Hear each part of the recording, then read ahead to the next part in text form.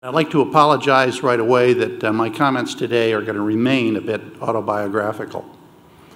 Confession number one, I am a big sports fan, and so my comments today will contain quotes from sports figures that I've followed over the years. Since we are in Washington, D.C., the home of the Redskins, I plan to draw on some of the remarks made by George Allen, a very successful coach here in the 60s and 70s. And I'll probably throw in a couple from UCLA's great basketball coach, John Wooden. Both coaches recognize that while sports are just for fun, they teach us a lot about life, and hopefully their wisdom will help me make a few of the points that I'd like to leave you with this morning. Confession number two, I am an eternal optimist, and so I'm inclined to both recall the past and look to the future wearing a pair of rose-colored glasses.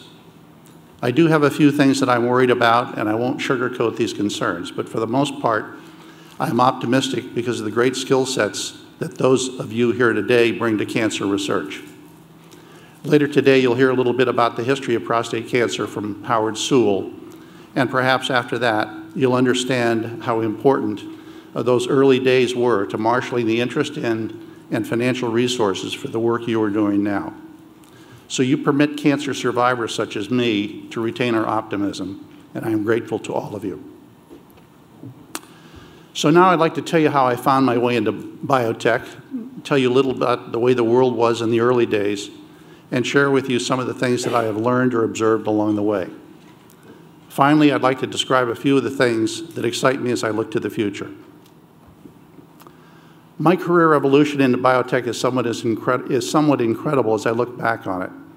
I was actually raised as a Christian Scientist, and my mother refused to allow me to even take a biology course while I was in high school. Instead, I studied aerospace electrical engineering, in part because in early 1957, which was my freshman year in college, Russia had launched Sputnik, the first man-made satellite, shortly after its invasion of Hungary, and the Cold War was really heating up. My first job after college involved participating in the design of first-generation telecommunication, weather, and spy satellites. From engineering management, I went on to Wall Street, where I was involved in high-tech venture capital and related Wall Street analysis. I continued these activities into the late 70s, at which time I joined Rothschild's New York affiliate, and I pretty much kept doing the same thing. Now, the patriarch of the British Rothschild family was Lord Victor Rothschild. He was on the board of a New York affiliate, and he found his way over to the United States on occasion. Victor was a PhD in biophysics who at one time served as head of research of the Royal Dutch Shell Company. In order to keep his mind sharp, he would get tutored by his Cambridge dons from the university there on various topics. On one of his visits to New York City, he noted that I had earned my PhD in communication theory. And he asked if I might drop by his New York City digs to tutor him on the subject of probability and statistics. Since it turned out that his New York City digs were none other than William Paley's Fifth Avenue apartment, I was more than happy to accommodate. And after one such sherry-laced tutoring session, the conversation turned to venture capital and exactly what that was. It turned out that Victor was very eager to have the Rothschilds raise a specialized fund in biotechnology with the hope and expectation that our New York venture group would work closely with his London group to evaluate and make investments in new biotech companies. And so in early 1981, Biotechnology Investments Limited was formed, and it became the first fund in the world that was dedicated to the early stage financing of biotech startups. On to confession number three. I was a very lucky guy. But then my golfing friends had always told me things like, Blair, the strongest part of your game is luck. As I look back, I much prefer to remember a quotation that George Allen offered when the beat writers here in Washington, D.C. noted that the Redskins had been able to win several games each year because they were lucky and benefited from the opposing team's fumbles and interceptions. Boys, he said, luck is the marriage of preparedness and opportunity. In my case, I was not trained in biotech, so I immediately expressed my concerns that I was not prepared. Victor's answer was that his assembled team of consultants would work with the Rothschild team to help us understand the technical issues and we would worry about the business and financial issues. Victor's team was headed up by none other than Sidney Brenner, who at the time was the head of the Cambridge's Laboratory for Molecular Biology. Sidney was not only a great mentor, but a lot of fun to travel with as we visited prospective investments. In the early days, the opportunity side of luck was actually the bigger challenge. In 1981, our first year of operations, there were only 10 prospective investments for us to evaluate and consider. Fortunately for us, these included Amgen and Applied Biosystems. And in 1982, we added Genzyme and Immunex and a few others. And most all of these went public at attractive prices in 1983. Today, our Amgen investment of $3 million would be worth approximately $1 billion. So we were indeed lucky. By 1990, we were presented with approximately 1,200 new opportunities each year, and our selection processes had become a lot tougher. We had to establish some metrics that permitted us to screen these opportunities thoughtfully but quickly. These metrics, as they have evolved for us, are shown in the slide above. In general, we ask about 7 basic questions. Number 1, is this a big idea that can change the practice of medicine? Later in my remarks, I'll try to describe a few of these to you as we look at them.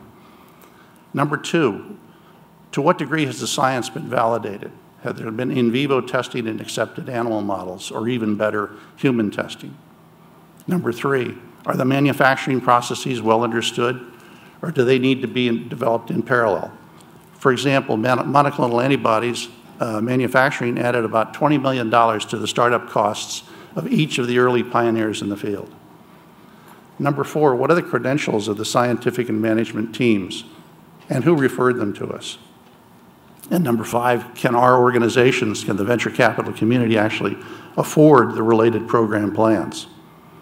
Number 6, has a strong intellectual property position been established, and have the licenses for such intellectual property been obtained? And number 7, not trivially for us, of course, is how do we earn an appropriate investment return for our investors? If we get through this initial screen in good shape, we then dig into more specific questions. For example, are we financing a product or a platform? Is our portfolio top-heavy in a specific therapeutic area? Do we have too many cancer companies? Do we have enough instrumentation companies, medical device companies that we have to do portfolio balancing? Are there strong competitive approaches? That's a biggie for us. Are there 10 of these companies? Are there 2 of them? Is this a unique enterprise? Are there any prospects for good reimbursement from the system? And of course, we've heard about some things today that I think are very encouraging along those lines because they're trying to drive at costs.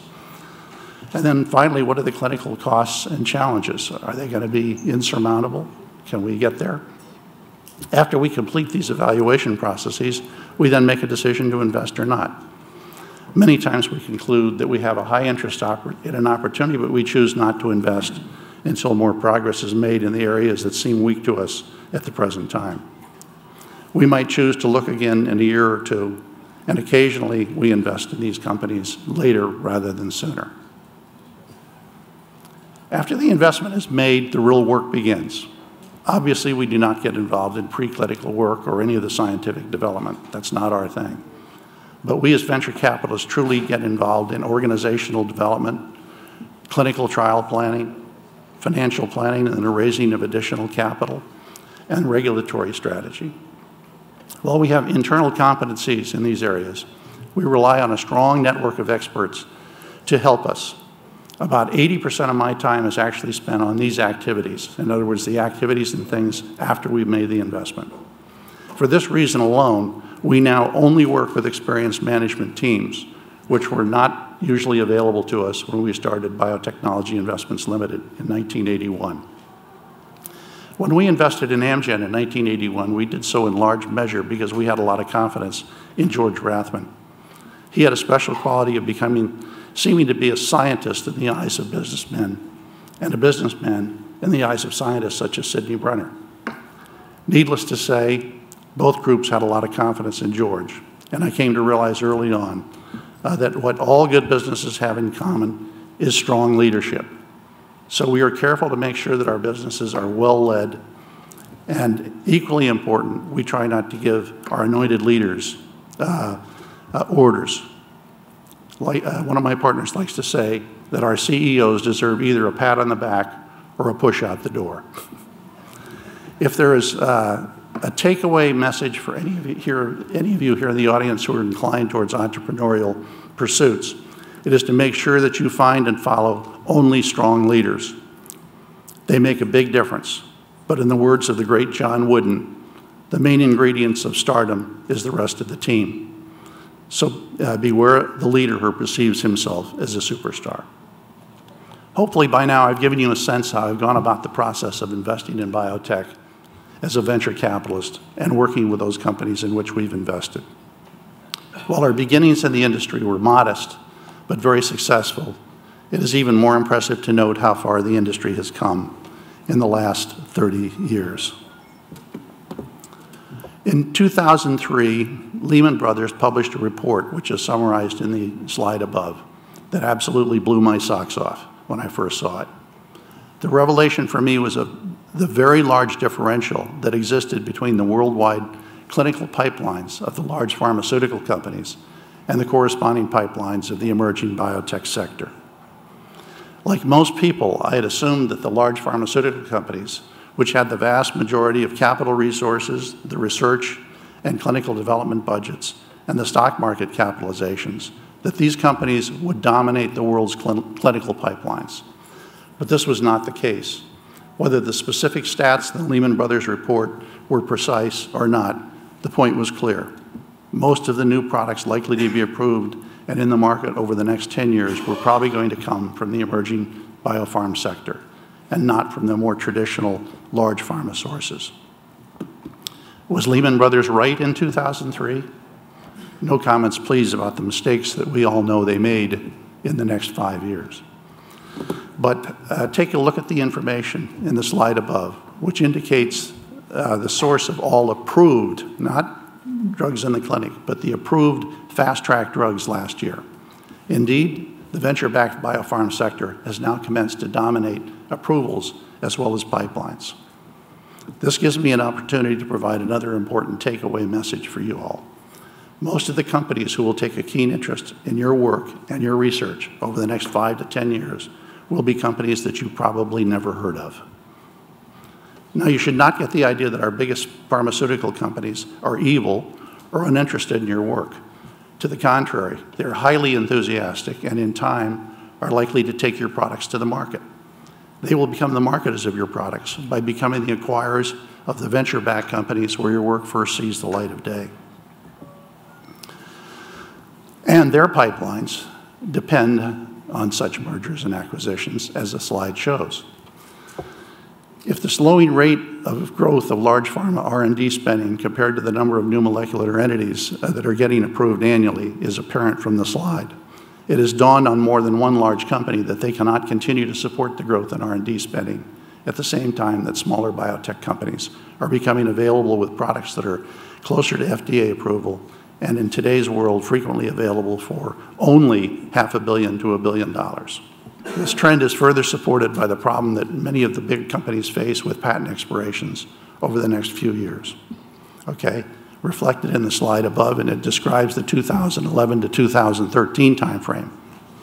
And there's a few horrible examples of their exuberance for acquisitions have created. The most recent experience is Bristol-Myers' purchase of its Inhibitex compound, for which they paid a hefty sum only to find out 6 months later that the product failed in the clinic. These are exceptions, not the rules. And so we think we will expect very strongly to continue to see that the large pharma sector will continue to acquire products and actually company acquisitions in the next few years. Certainly in the venture community, we are counting on it. Now, I also promised to share with you some of the concerns that face you and fellow researchers as countries in the United States and worldwide try to cope with the monumentally growing deficits in their federal budgets. The bad news is that such deficits are indeed a very big problem.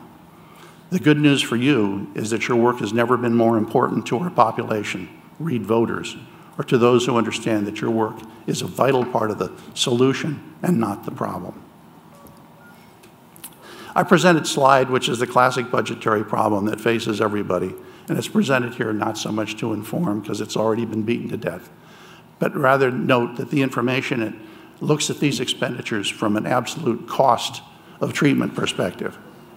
There is no doubt that our aging population will continue to cause these expenses to rise as a percentage of our federal budgets.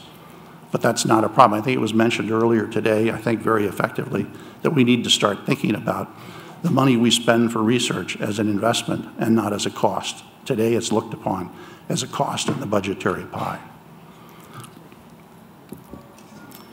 The other popular presentation essentially is that such costs that get related to gross domestic product, and these frequently get compared with how much are we spending versus other countries.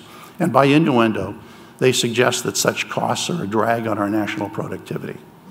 I do not share this view at all, and I feel strongly that the argument needs to be framed around the entire topic of comparing treatment costs with related loss of productivity of the treatment recipients. Medical technology now permits amputees to compete effectively in the Olympic Games. I'm not talking about the Special Olympics, which are worthy in their own right, but the real McCoy Games. Our aging population is now working longer before retirement, in large part because of the pharmaceutical industry's commitment 30 years ago to the treatment of chronic disease. The slide above summarizes some of the findings of the Milken Institute, and I think the important message that it communicates is that we need to attack the treatment costs of many diseases, including cancer, at the same time that we develop new treatments for diseases where the needs of the patients today are poorly met. We heard about one described earlier this morning, which I thought was very impressive. Today, we categorize cancers pretty much by tumors of origin. We think in 5 years we will be characterizing them by the targets for therapeutic intervention. And in a not so humorous aside, it's probably appropriate for the Prostate Cancer Foundation to plan for its own demise. And God willing, you will all be looking for grants from the ALK Foundation or the Demethylation Society. More seriously, you can see from slide 9 that the lost economic output from cancer alone represents an amount which is roughly half as large as the total Medicare spending in the United States in 2011. Shouldn't we as a nation be committed to attacking our deficit issues with long-term focused investment programs in our national health? We need to demand this from our elected leadership and not simply hope that good things will happen without our active participation in our democratic processes. I apologize for the soapbox oratory, but it is an election year. Finally, on the subject of things that are troubling to me, I cannot help but notice the rapid rate at which the commitment of the Chinese government to biomedical research has grown. While the top genomic sequencing groups in the United States will need to slow down a little bit because of likely cuts in the NIH grants, China plans to increase its investment in this and other key technologies important to the future of medicine. China is expected to spend about twice as much in these areas as our own National Institute of Health. At the beginning of the speech, I confessed to being an optimist, but despite my expressed concerns, I remain optimistic. This is because we continue to get exposed to things that I think have a great chance to change the practice of medicine. So in the words of the great coach George Allen, the future is now. The slide above notes 4 areas of technology in which we've invested over the past few years that we believe to be very promising. About 3 years ago, we were approached by the founders of Pharma, a company sold to Celgene in 2007, and it was a good win for us. This time around, the team's concept was to utilize companion diagnostics to provide meaningfully improved outcomes with novel anti-cancer agents. The goal is to produce better clinical outcomes directly and better treatment economics indirectly with this approach. So in mid-2009, we joined other venture backers in financing a company called Clovis Oncology. Today, Clovis has 3 separate clinical trial programs underway. The latest stage 1 program is one which utilizes a lipid-conjugated form of gemcitabine, and targets its use in patients who have been shown to have low levels of a biomarker known as HENT1, a membrane transporter protein on the surface of pancreatic cancer cells. Such low levels are believed to correlate with resistance to gin. A second program has just entered the clinic this year and targets patients having non-small lung cell cancer, having EGFR mutations with novel oral EGFR mutant selective inhibitor. It has been shown that a meaningful number of patients treated with tyrosine kinase inhibitors go on to develop the T790 mutation. And the companion diagnostic used in this trials is one which seeks to identify this mutation in prospective patients. A third program relates to an in-the-clinic PARP inhibitor licensed from Pfizer for the treatment of solid tumors. This molecule is being further developed for oral delivery and for use in patients with germline BRCA mutant cancers.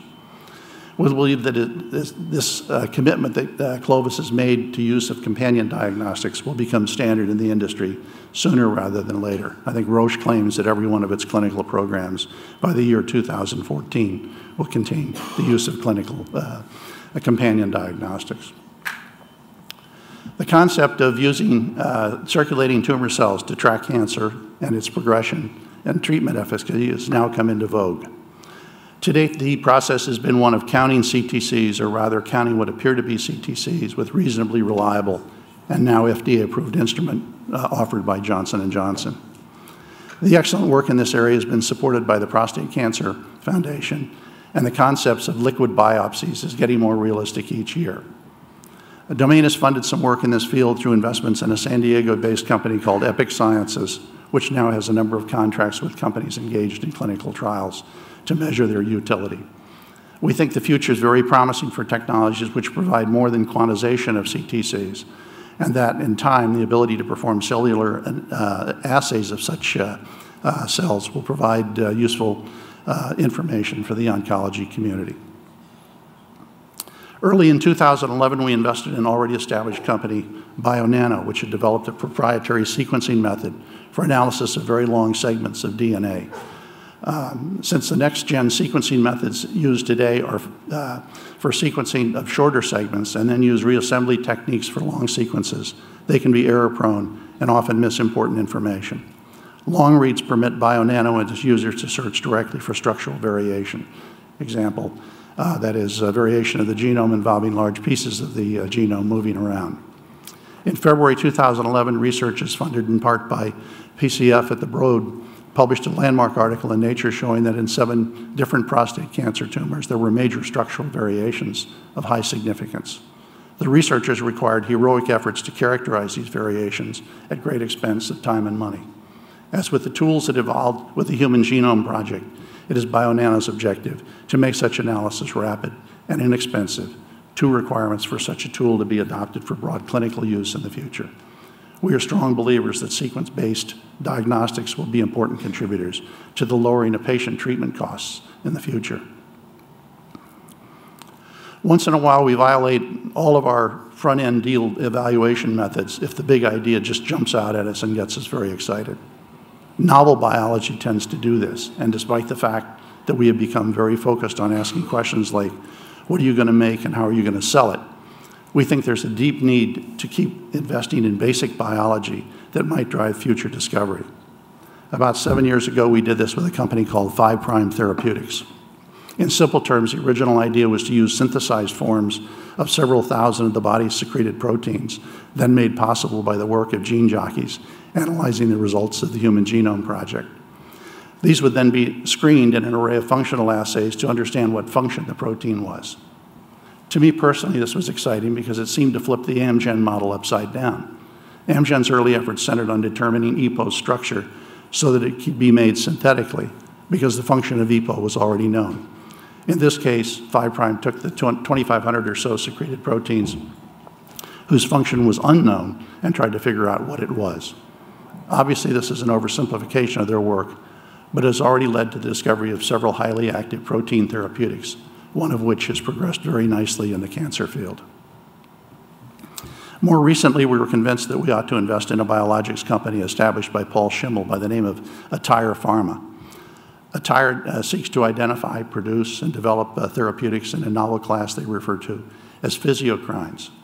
These are endogenous human proteins that function as extracellular signaling molecules in a variety of physiologic settings. Physiocrine's function appears to be that of restoring homeostasis after the body has responded to external inflammatory triggers. If the trigger is just a minor perturbation, our physiology results in a release of these endogenous molecules to return the body to a normal state. When there's a major perturbation, however, the addition of synthetic physiocrines appear to offer the promise of improved therapies, several of which are being studied today. None of these therapies, note that these therapies are in stark contrast to immune modulators and suppressants, Remicade, Humira, Enbrel, et cetera, that are on the market today. So far, the preclinical work indicates that the specific physiocrines that we're working with are both potent and safe. New biologics have been the basis of the biotech revolution, so stay tuned. For us, it is very exciting. In summary, I'd like to reiterate my appreciation for your commitment to the science which drives the future of medicine. We have a few challenges that we'll need to meet head on, okay? But our objectives are too important for us not to succeed. Thank you for allowing me the chance to offer both my thoughts and my best wishes to all of you in the future.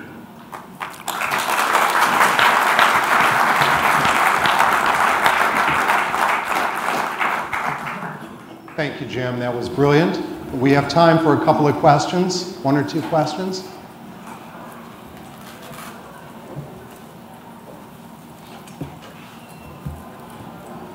So what do you consider the zenith of your career? What are you most proud of that has impacted patients in a positive way? I think basically while I was unprepared 30 or so years ago when we started out, I had what I would call, hadn't developed any understanding of the science, and I think the ability to kind of comprehend some of the science, and I'm hardly an expert right now.